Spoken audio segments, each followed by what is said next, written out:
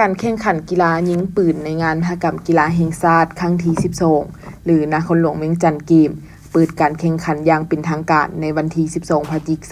2025อยู่ที่สนามฝึกซ้อมกีฬายิงปืน5เมษายนนครหลวงเวียงจันทน์ในนี้แข่งขันรายการทำอิฐเมนประเภทปืนสั้นสแตนดาร์ดยิงสายบุคคลและทีมโดยมีนักกีฬาเข้าร่วมแข่งขันทั้งหมด6ภาคส่วนเพื่อชิงชัยทั้งหมด4เหรียญคำท่านพุทธศักดิ์สุขอรุณ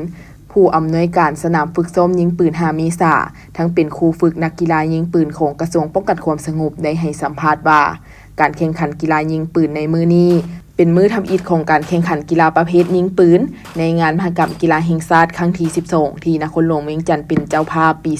2025ซึ่งรายการทำอิฐของกีฬายิงปืนเมนยิงปืนสั้นสแตนดาร์ดโดยมีนักกีฬาส่งเข้าร่วมแข่งขันทั้งหมด6ภาคส่วนคือกระทรวงป้องกันความสงบกระทรวงป้องกันประเทศนครหลวงเวียงจันทน์เขตคำมวนสวรรณเขตและหลวงพระบางเพื่อชิงชัย4เหรียญคำในนี้ยิง2เหรียญคำและซ้าย2เหรียญคำซึ่งแข่งขันปืนสั้นสแตนดาร์ดนี้แม่นให้สำเร็จในมือเดียว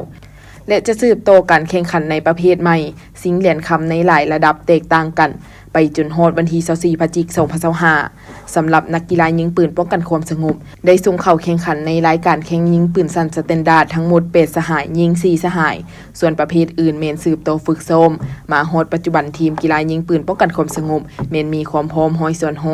การเข้าร่วมแข่งขันครั้งนี้ระยะการฝึกซ้อมสั้นแต่ก็เชื่อมั่นว่านักกีฬายิงปืนป้องกันความสงบจะสามารถนำชัยชนะให้ได้ตามระดับคาดหมายซึ่งก่อนหน้านี้ก็คืองานมหกรรมกีฬาครั้งที่11หรือเสียงขวางเกมนักกีฬายิงปืนป้องกันความสงบสามารถสร้างได้ผลงานได้ดีหลายและญาติได้หลายเหรียญคำ